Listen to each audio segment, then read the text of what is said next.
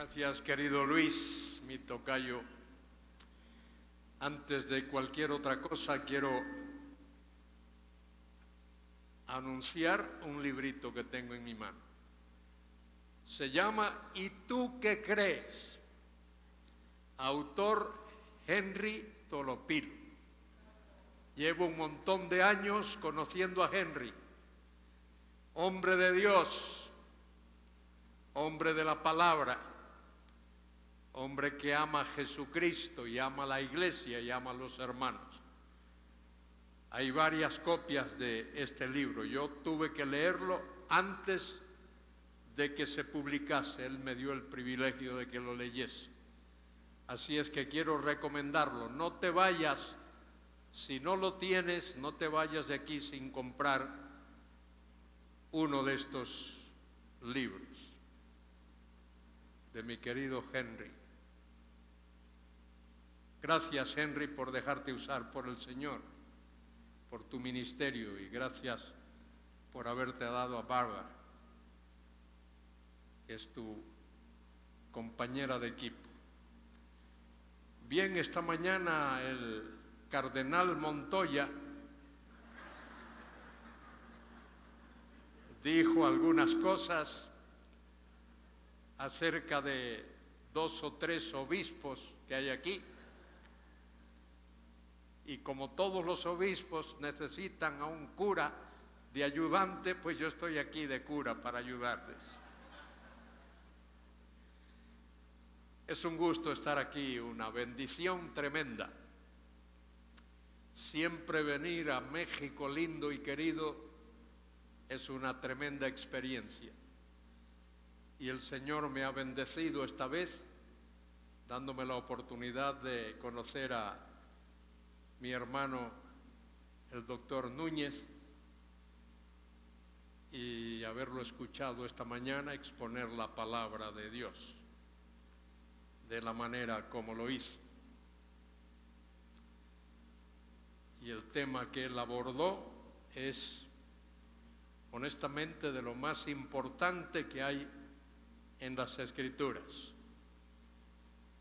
Nos habló de nuestro Señor Jesucristo, el Verbo que a sí mismo se hizo carne.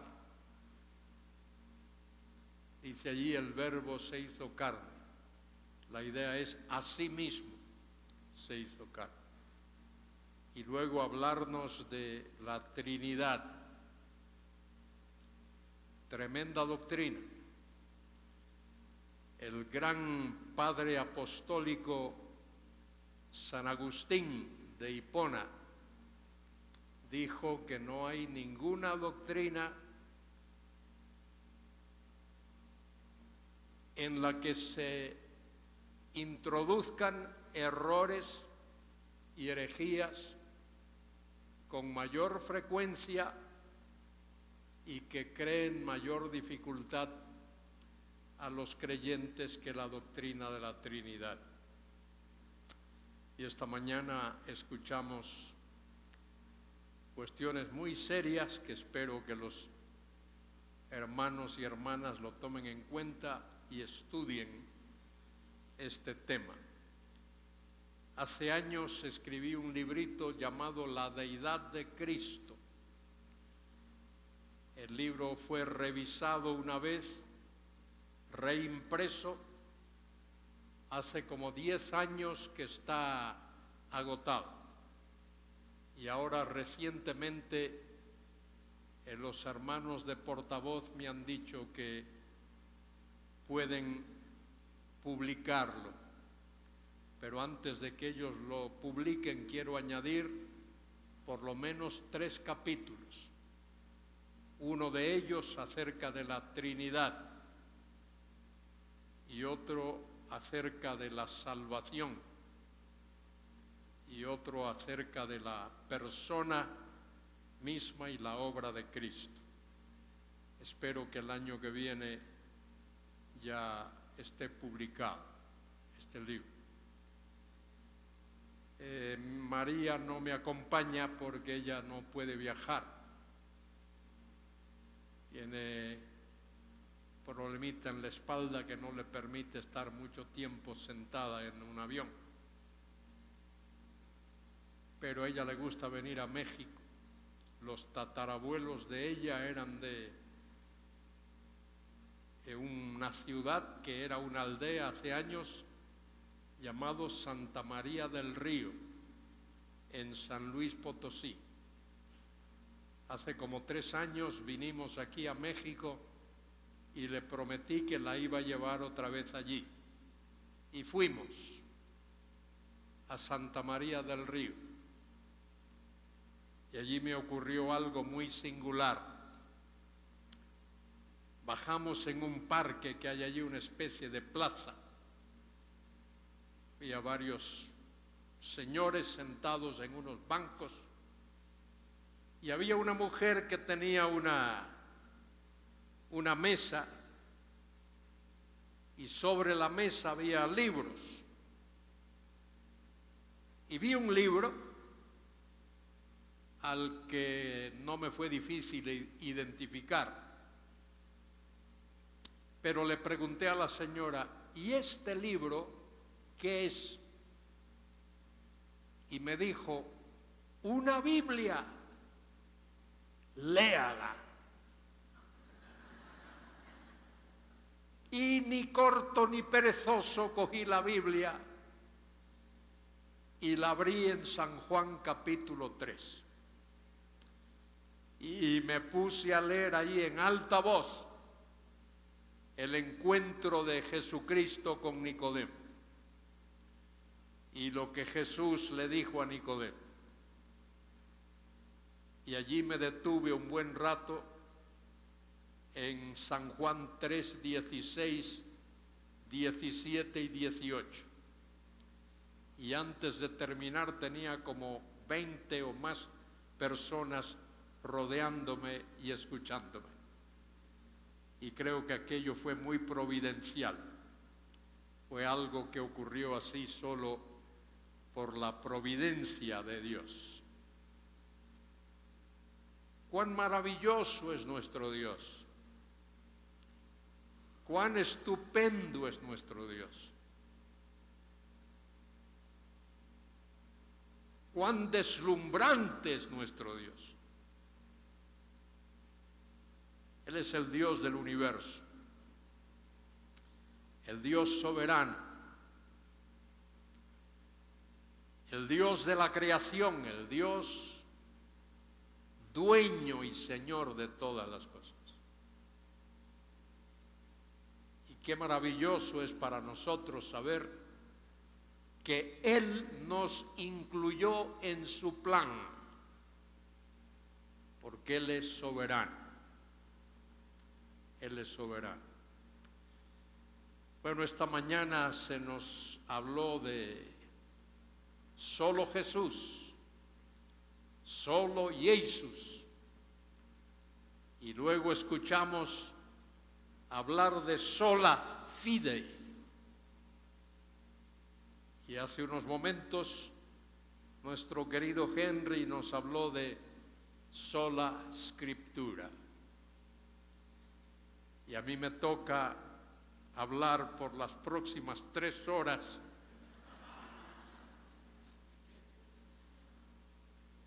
sobre sola gracia.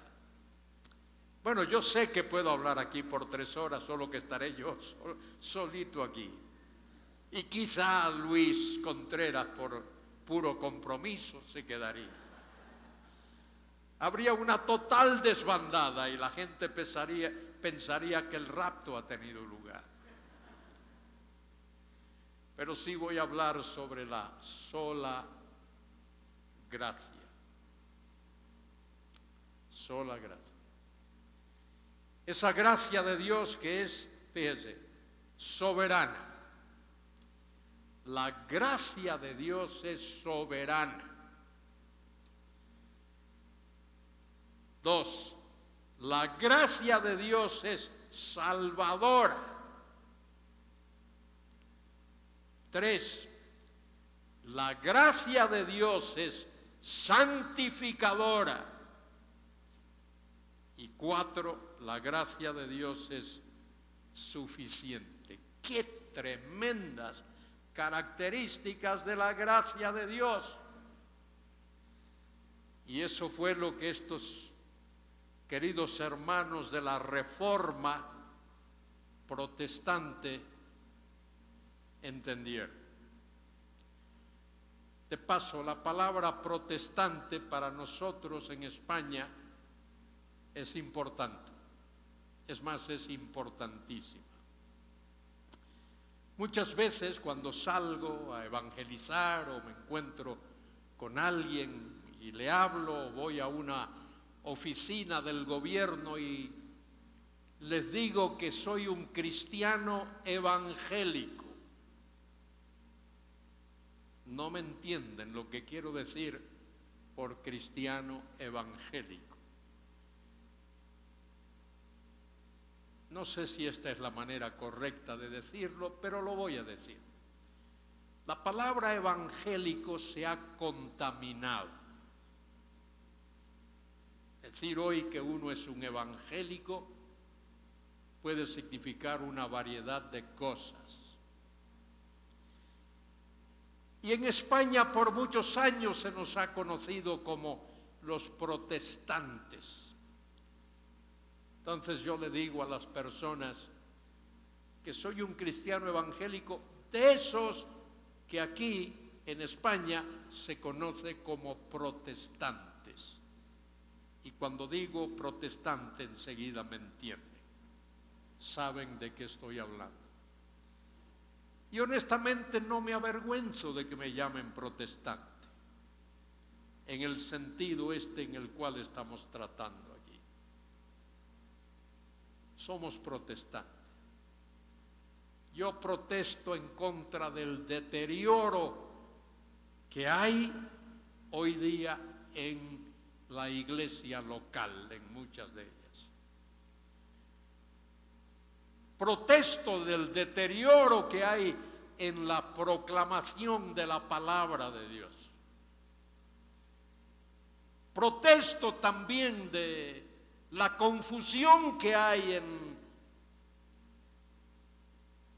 la predicación del Evangelio. Y protesto también de la actitud de algunos de nuestros colegas pastores, que a veces uno no sabe si son pastores o payasos. Algo triste, pero es así. Y mi exhortación y mi llamado y mi profundo deseo y mi pasión es que hagamos algo de lo que se nos sugirió esta mañana. El apóstol Pablo dijo: no me avergüenzo del Evangelio, porque es poder de Dios, dinamis de Dios, poder dinámico de Dios, para salvación a todo aquel que cree, al judío primeramente y también al griego. Y a veces mirándolo y estudiando ese texto me da la impresión de que Pablo lo que quiso decir fue algo así: no me avergüenzo de decir soy cristiano. No me da vergüenza decir soy cristiano. Bueno, esto es una conferencia acerca de la Reforma. La Reforma que se inició el día 31 de octubre del año 1517, allí en Wittenberg. Pero antes había habido esfuerzos de reforma. Antes hubo esfuerzos de reforma. Y vosotros conocéis los nombres, lo habéis oído, de Juan Wycliffe o John Wycliffe, de Savonarola, de Hus o Hus, como decimos en castellano. Allá en España no nos gusta pronunciar mucho los nombres anglosajones y procuramos latinizarlos un poco. Y hubo otros, pero esos fueron los más notables: Wycliffe, Hus o Hus y Savonarola. Estos hombres estaban descontentos con lo que veían. Veían un panorama que no era nada atractivo. Veían un panorama en el cual sobresalía e imperaba la corrupción. Había corrupción en todos los niveles. Corrupción política, corrupción social, corrupción moral y corrupción religiosa. Y estos hombres, a los que llamamos reformadores, fueron tocados por Dios. Tocados por Dios. Yo creo que hubo un hombre enviado por Dios cuyo nombre era Martín Lutero. Y creo que hubo otro hombre escogido y enviado por Dios cuyo nombre era Juan Calvino.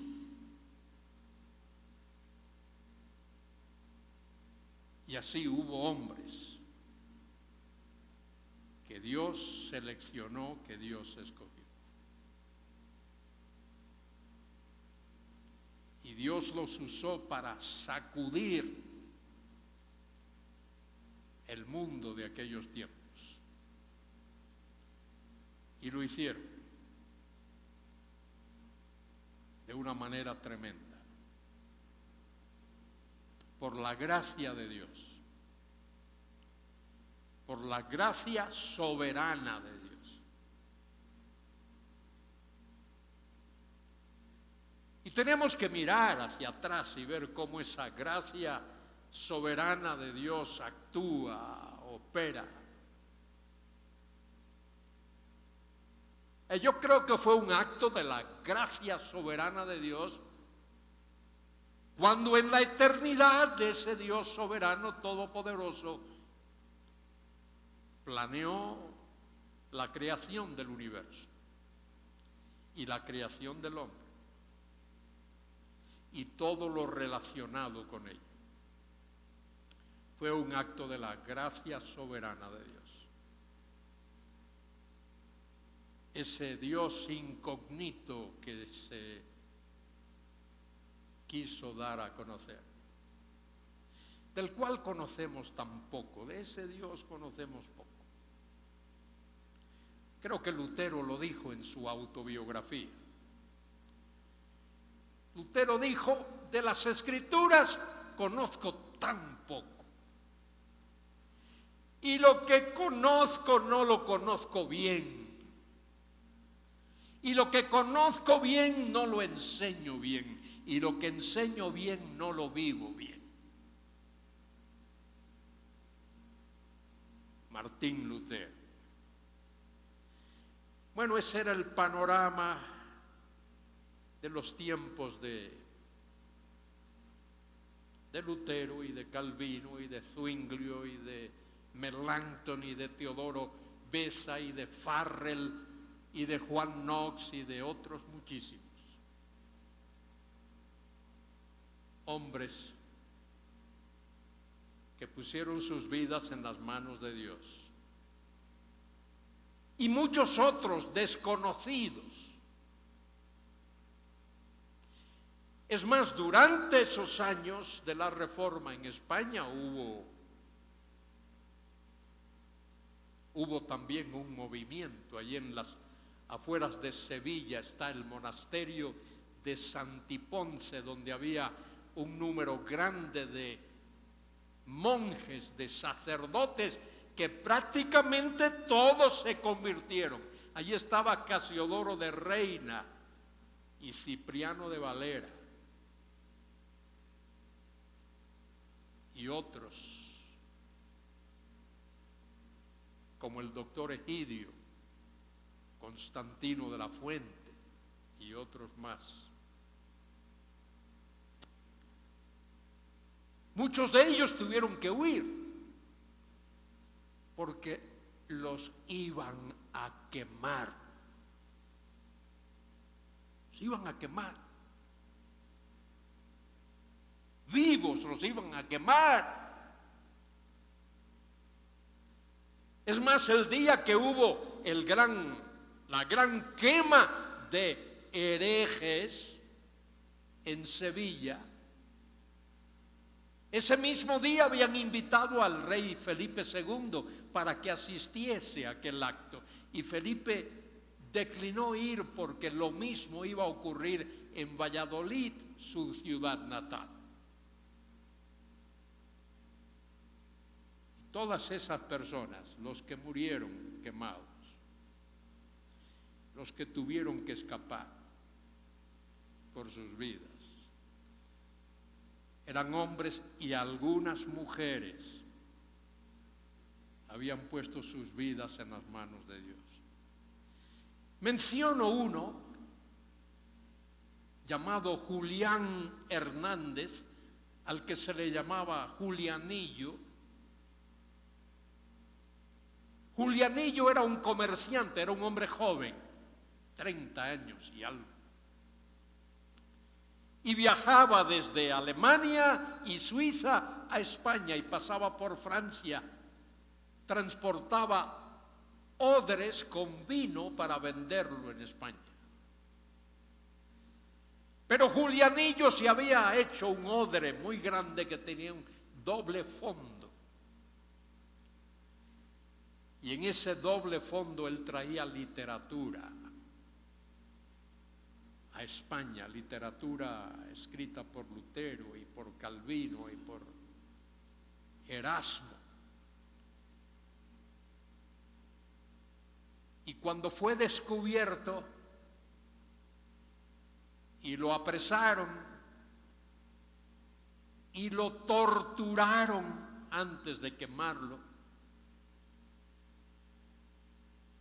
Julianillo tuvo el valor, el coraje, la valentía de mantenerse hermético, no delató a nadie.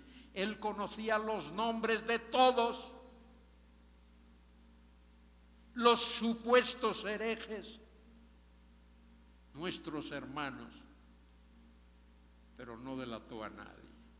Valiente hombre, valiente hombre. La gracia de Dios es soberana. Desde el principio es soberana.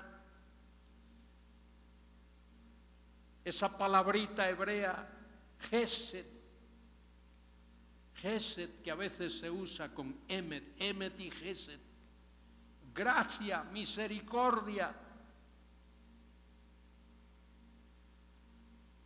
El amor inquebrantable de Dios, manifestado desde el principio. Se manifestó en Adán, cuando después de desobedecer a Dios salió corriendo. Fue Dios quien fue detrás de Adán. ¿Dónde estás? De paso, muchos hablan de libre albedrío.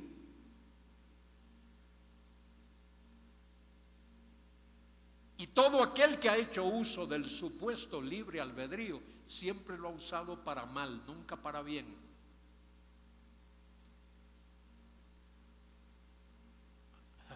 Puede haber albedrío, pero no es libre, porque el pecado lo controla. El pecado lo ha afectado tremendamente. Bueno, Dios usó esa gracia soberana allí con Adán. Y Dios la usó con Abel.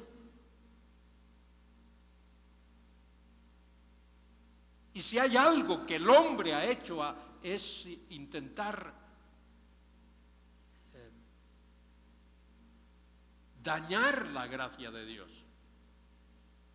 Caín quiso dañar la gracia de Dios manifestada en la vida de Abel. Y dice el texto que Noé fue lleno de la gracia de Dios.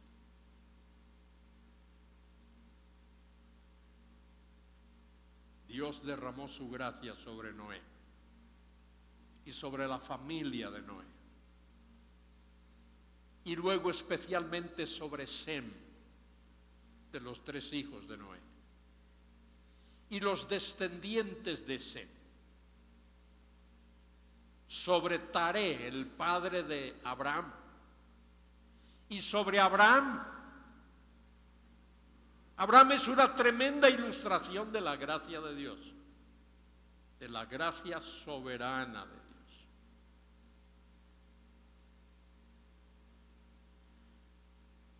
Si yo fuese a resumir la vida de Abraham en una sola frase, tendría que decir que tiene que ver con la absoluta soberanía de Dios, el Dios soberano, que por su gracia llamó a Abraham de Ur de los Caldeos, cuando no había mérito ninguno en Abraham. Que de paso, ese es el significado fundamental de la palabra gracia. Es un regalo, un favor que alguien no merece. A veces se dice que es un regalo inmerecido. Pero quizás sería mejor todavía decir que es un regalo desmerecido.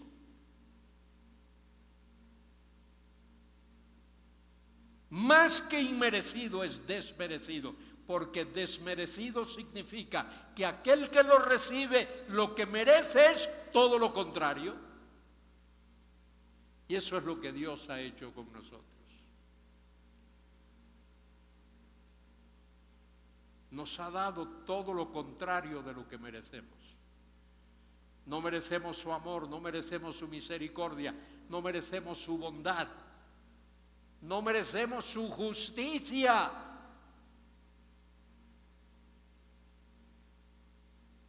Lutero pensaba que la justicia de Dios es que Dios andaba detrás de alguien con un garrote para asestarle un soberano garrotazo en el momento en que se equivocase. Hasta que nuestro querido Lutero leyó un salmo. Voy a leer el versículo que él leyó de ese salmo antes de ir a otro pasaje del cual quiero ocuparme. En el Salmo 71, mire, todo el mundo dice que Lutero, leyendo Romanos y Gálatas, es donde entendió eso de la justificación por la fe. Lutero mismo dice que no, que fue estudiando y enseñando el Salmo 71. Eso lo dice Lutero. Mire lo que dice el Salmo 71, versículo 1. Lutero leyó esto enseñando allí en Wittenberg. Dice: en ti, oh Jehová, me he refugiado, no sea yo avergonzado jamás. Socórreme y líbrame en tu justicia. La justicia de Dios, según Lutero y según este salmo, es para librar y para salvar, no para condenar. Inclina tu oído y sálvame. Eso fue lo que Lutero entendió, que la justicia de Dios es para salvar, no para condenar. Y esa justicia va íntimamente ligada, unida, agarrada de la gracia soberana de Dios. Esa soberanía de Dios se muestra en esa gracia que Él mostró a Abraham cuando lo llamó de Ur de los Caldeos. Y luego esa gracia también se manifiesta en la descendencia de Abraham, con el nacimiento de Isaac. Pablo dice en Romanos 4 que el cuerpo de Abraham era como muerto y la matriz de Sara como muerta, eran fisiológicamente, genéticamente par de cadáveres. Pero Dios obró el milagro. Isaac nos enseña que Dios es un Dios de milagro. Así como Abraham nos enseña que Dios es un Dios de gracia soberana. Bueno, y podemos añadir a Jacob, que nos enseña que Dios es un Dios perdonador. Aquel Jacob, tramposo, mentiroso, engañador, trapalleiro, decimos en gallego. Dios, por su gracia soberana, lo salvó. Maravillosa gracia la de Dios. Por eso el apóstol Pablo peleó tanto, por así decir, se enfrentó tanto a personas que tendían a torcer la gracia soberana de Dios.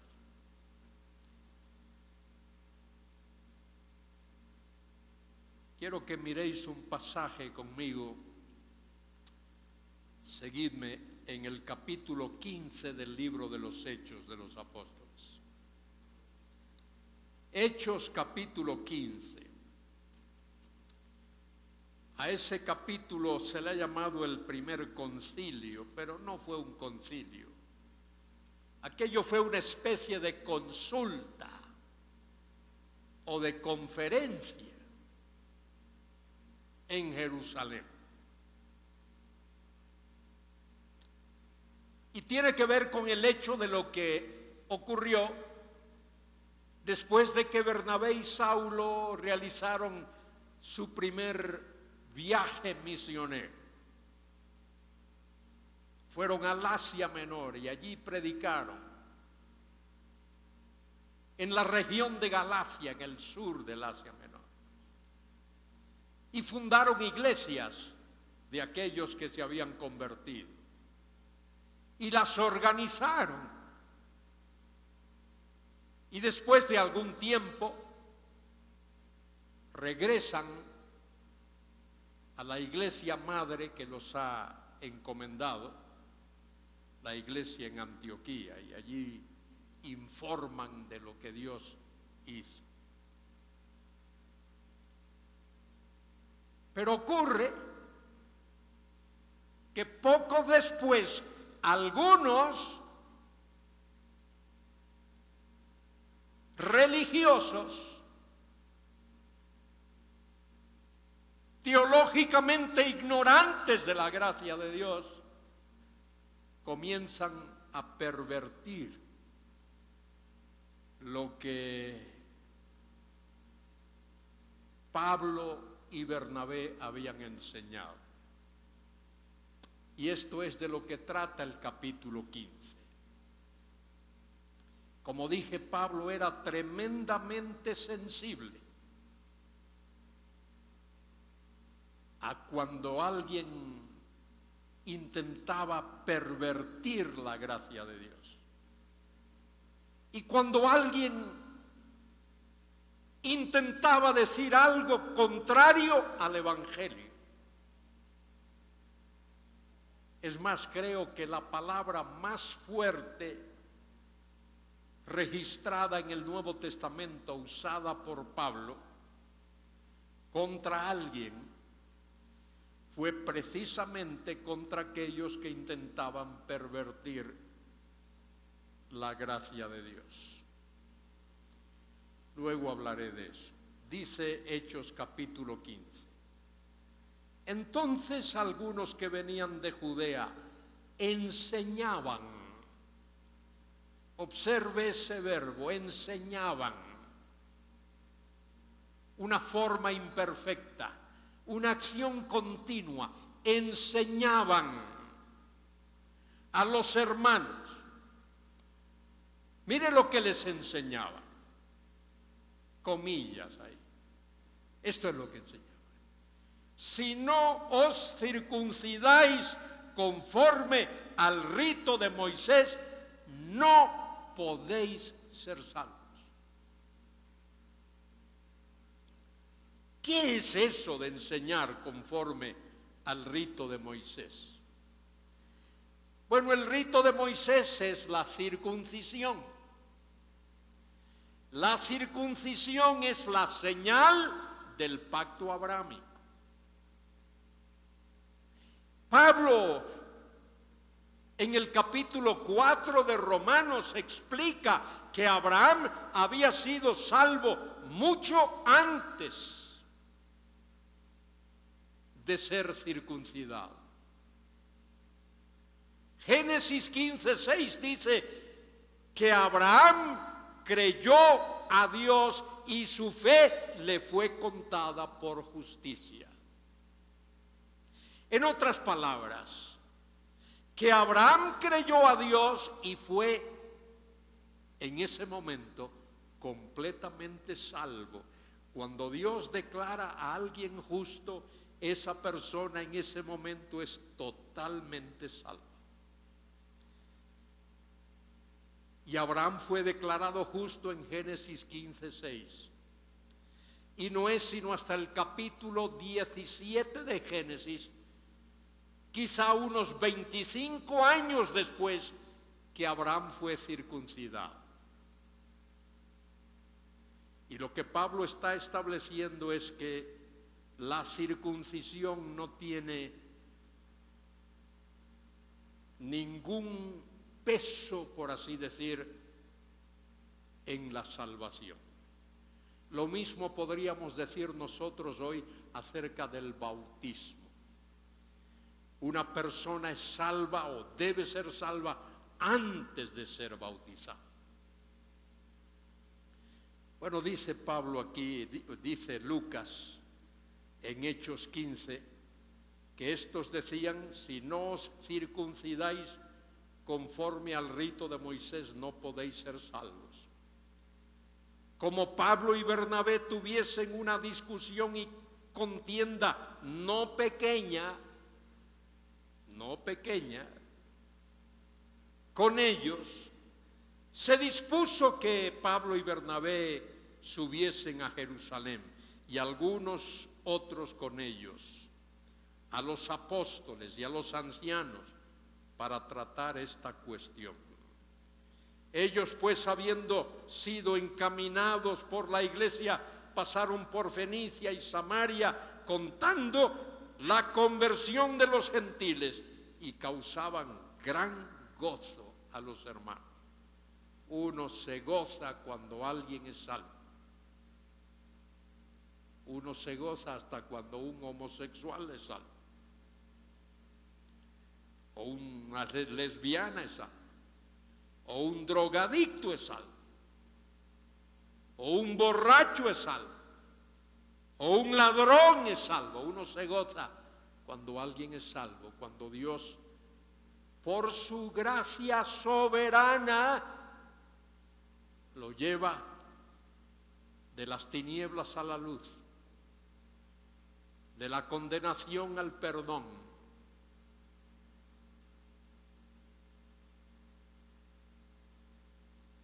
Por su gracia soberana. Bien dice, pero algunos de la secta de los fariseos que habían creído se levantaron diciendo: es necesario circuncidarlos y mandarlos que guarden la ley de Moisés. Mire, eso que he leído lo que quiere decir es lo siguiente: esos de la secta de los fariseos y otros, lo que están diciendo literalmente es esto: si no os hacéis judíos, no podéis ser salvos.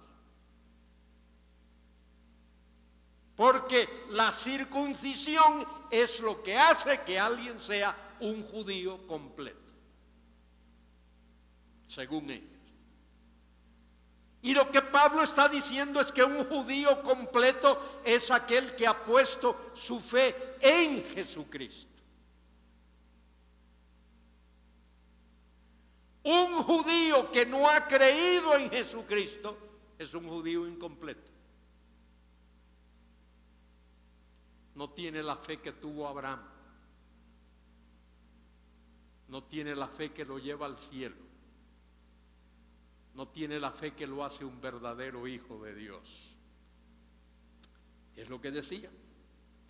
Hay que mandarles que se circunciden. Y se reunieron los apóstoles y los ancianos para conocer de este asunto. Y después de mucha discusión, Pedro se levantó y les dijo: varones hermanos, vosotros sabéis cómo ya hace algún tiempo que Dios escogió. Yo no puse esa palabra ahí. Esa la puso el Espíritu Santo. Dios escogió. Dios selecciona.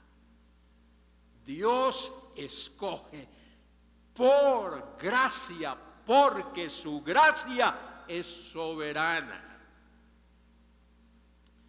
Dios escogió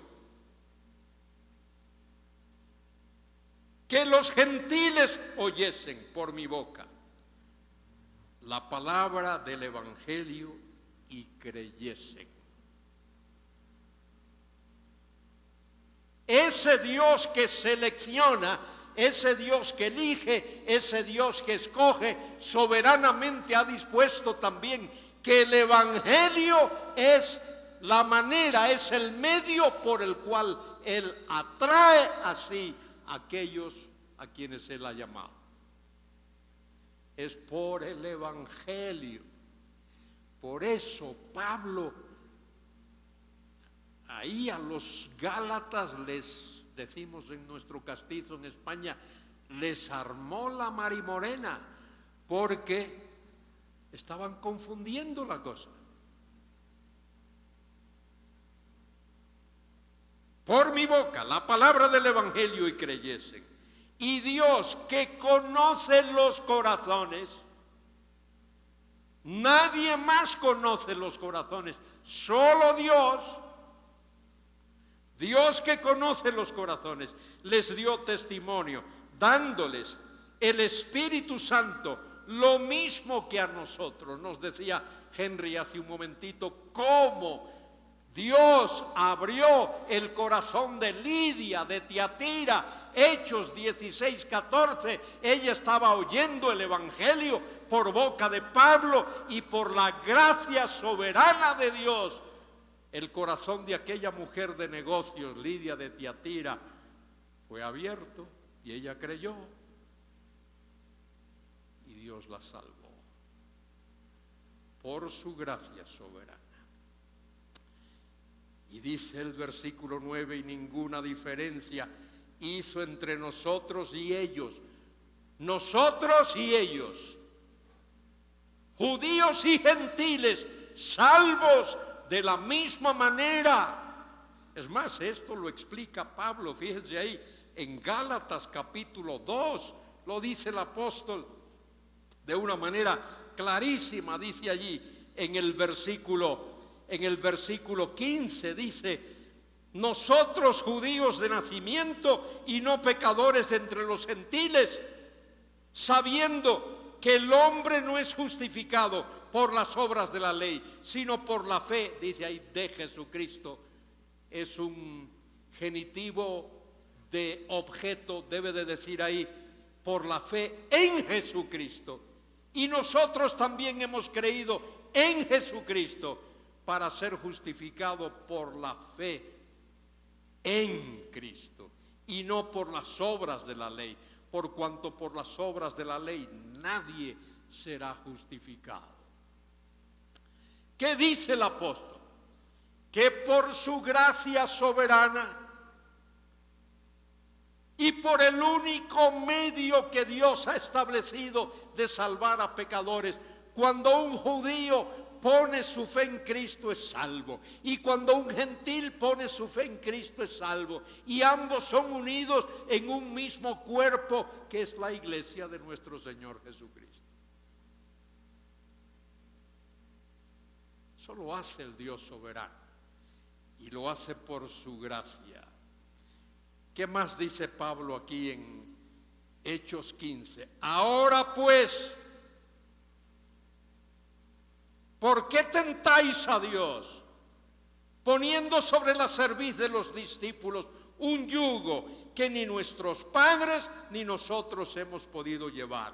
Antes creemos que por la gracia del Señor, y entiéndase ahí, esa es la gracia soberana de nuestro Señor Jesús, seremos salvos de igual manera que ellos.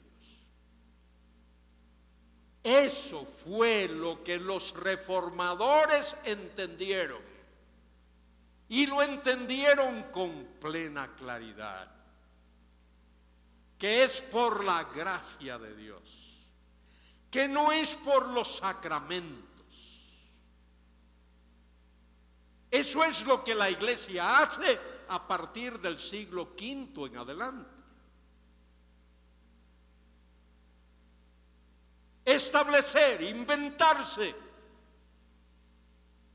una serie de sacramentos, 7 de ellos, de los cuales 5 son imprescindibles para la salvación, de manera que la iglesia tiene monopolio de la salvación, cuando la Biblia dice claramente, creo que es Jonás 2:9, la salvación es de Jehová, de nadie más. Él es el único Salvador.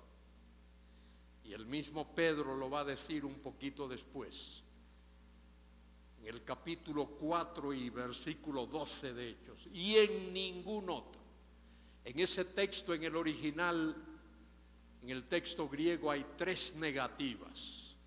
Y en ningún otro hay salvación, porque no hay otro nombre, ningún otro debajo del cielo dado a los hombres en quien podamos ser salvos. Gracia soberana de Dios, no por sacramentos, no por el bautismo, no por la Eucaristía, no por la confirmación,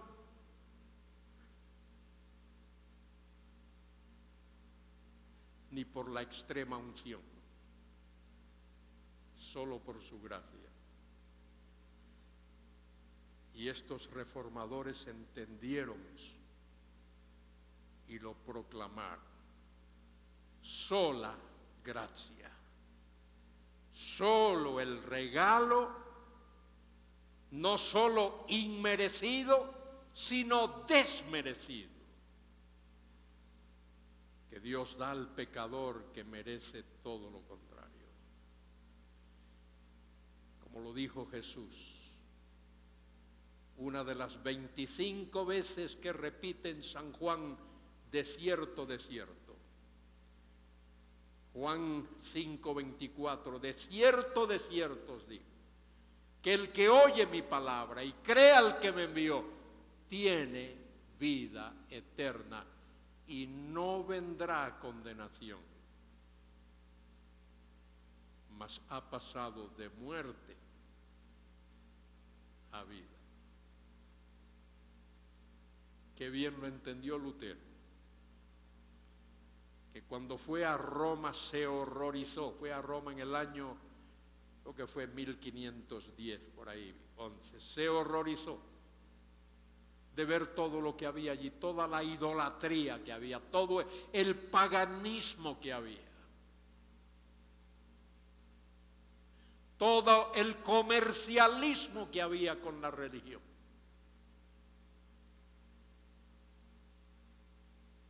Y Lutero se horrorizó de ver todo aquello. Y por supuesto más se escandaliza cuando Johann Tetzel va a su ciudad a vender indulgencias.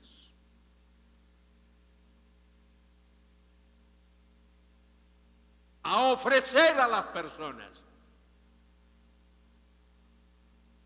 que diesen dinero, perdón de sus pecados,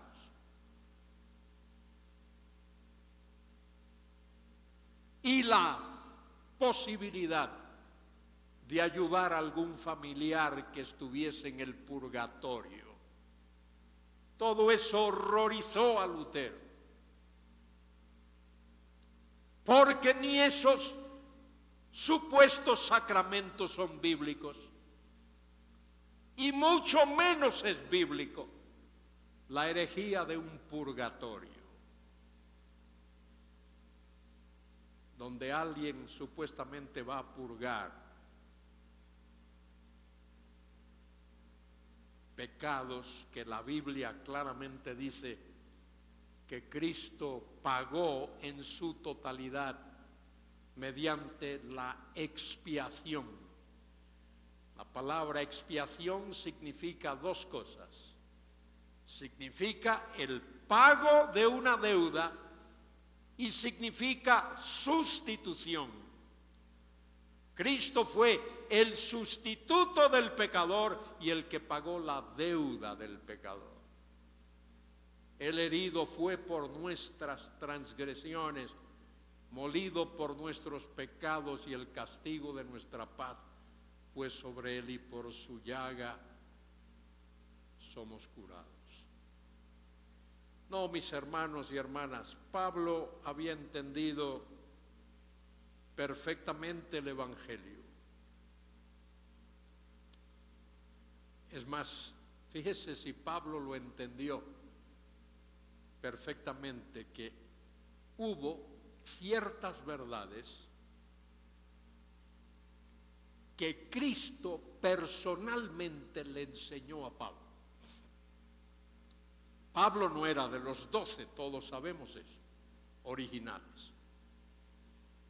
Pero dice allí en 2 Corintios capítulo 12, Pablo dice que él conocía a un hombre que si en el cuerpo no lo sabía, si fuera del cuerpo tampoco, fue arrebatado hasta el tercer cielo, donde recibió visiones y revelaciones y cosas que Dios... Mire lo que el Señor le enseñó a Pablo. El Señor le enseñó a Pablo, según Romanos 16, el significado del Evangelio, y en 1 Corintios capítulo 15, ¿qué es el Evangelio? Pablo dice, os he enseñado lo que recibí del Señor, que Cristo murió por nuestros pecados. Es decir, el Señor, cuando arrebató a Pablo, una de las cosas que le enseñó fue, ¿qué significa eso del Evangelio? La segunda cosa que el Señor enseñó a Pablo. El Señor le enseñó a Pablo el significado de la cena del Señor. 1 Corintios 11:23, porque os he enseñado lo que asimismo recibí del Señor, que la noche cuando el Señor fue entregado tomó pan. Y dice Pablo allí que eso el Señor se lo enseñó, que él no lo aprendió de otro. Y fíjese qué más el Señor le enseñó a Pablo. Yo no sé si tú crees en el rapto o no. Yo creo en el rapto.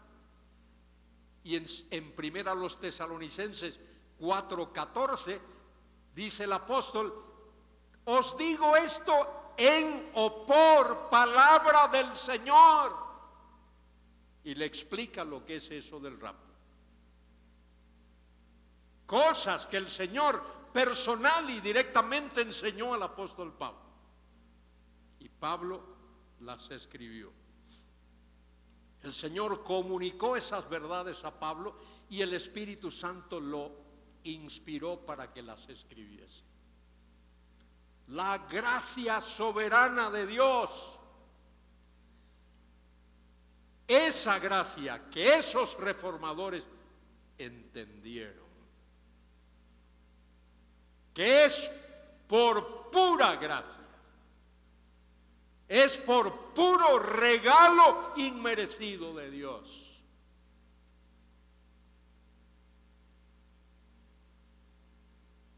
Por lo que somos salvos. Lo dice Pablo allí.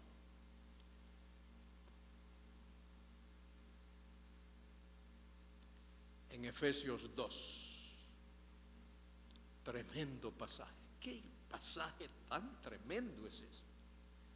Que uno comienza y va desgranando y uno se queda boquiabierto, asombrado, deslumbrado. Pablo comienza hablando en el capítulo 2 de nuestra condición. Estábamos muertos en delitos y pecados, andando conforme a la condición de este siglo, siendo por naturaleza, hijos de ira como los demás. Y dice en el versículo 4, Efesios 2:4, pero Dios, quien es rico en misericordia, por su grande amor con que nos amó, aun estando muertos en pecado, nos dio vida.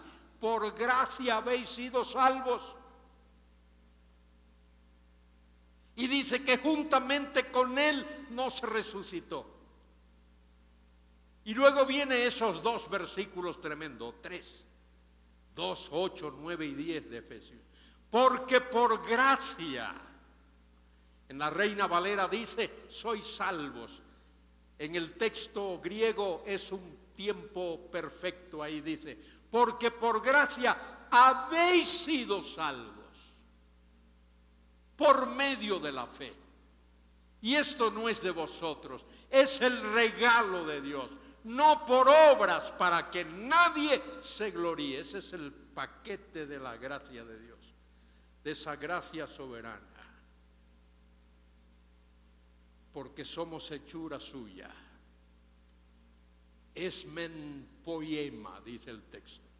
Somos hechura suya, creados en Cristo Jesús para buenas obras, las cuales Dios preparó de antemano para que anduviésemos en ellas. Gracia soberana. Y esa gracia, cuando es la gracia eficaz de Dios, es irresistible. No puedes resistirte a esa gracia. No puedes decirle que no a ese Dios. Y ese Dios, en su soberanía, en esa gracia de Él, Él da una gracia general, una gracia, algunos le llaman preventiva, previniente, anticipatoria, para que tú respondas. Eso fue lo que hizo con Cornelio allí en Cesarea. Era buen hombre, oraba, daba limosna, se portaba bien, pero no era salvo. Y Dios le mandó a Pedro: Pedro, predícale el evangelio. Y Pedro fue allí y le predicó el evangelio. Y Cornelio y los que estaban con él se rindieron al Señor. Y lo mismo pasó con Lidia de Tiatira, y lo mismo pasó con el carcelero de Filipos y con muchos otros. Cuando tú respondes a esa gracia, Dios te da esa gracia eficaz y te atrae así, y no puedes decirle no a ese Dios, que por su gran amor y por su misericordia vino a este mundo en la persona del Verbo, y el Verbo a sí mismo se hizo carne y habitó entre nosotros. Habitó, decía el doctor esta mañana. La palabra, ese verbo, habitó. clavó su tienda, pitched his tent ahí, en medio nuestro, hasta el día que partió a la presencia del Padre. Qué tremendo, ¿eh? Él dio su vida. Cristo murió no cuando los hombres quisieron que Él muriese. Él murió cuando Él quiso morir. Él murió cuando llegó el momento de decirle al Padre: Padre, en tus manos encomiendo mi espíritu. Maravillosa gracia. Cuán estupenda es esa gracia. La gracia de Dios. Sublime gracia del Señor, que a un infeliz salvó. Perdido estaba, ciego estaba, y hoy miro yo, perdido estaba y Él me halló. Escribió John Newton en ese maravilloso himno, Sublime Gracia. Muy bien, que Dios os bendiga y os dé de su gracia soberana.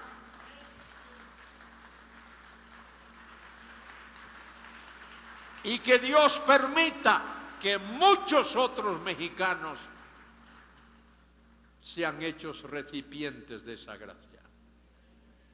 Y dominicanos también, querido doctor, país al que amo entrañablemente, donde tengo íntimos amigos. Y si Él extiende su misericordia, que llegue a los gallegos, que la necesitamos tanto. Los gallegos necesitamos de la gracia de Dios. Somos mollejadura, somos corazón, tenemos esclerocardía, dice la Escritura, un corazón duro, pero que Dios tenga misericordia de nosotros. Acompañadme en oración ahora. Padre querido, gracias por mis hermanos y hermanas aquí. Gracias por los pastores, los estudiantes, los profesores, los ancianos de congregaciones, los diáconos. Señor, que tomemos en serio tu palabra. Gracias por ese gran amor tuyo, del cual hemos sido hechos beneficiarios. Tuya es la gloria y tuya es la honra y la alabanza. Tú eres el único digno de ser adorado. Creador, dueño, soberano del universo. Nuestro Dios. A ti sea la gloria por Jesucristo nuestro Señor. Amén.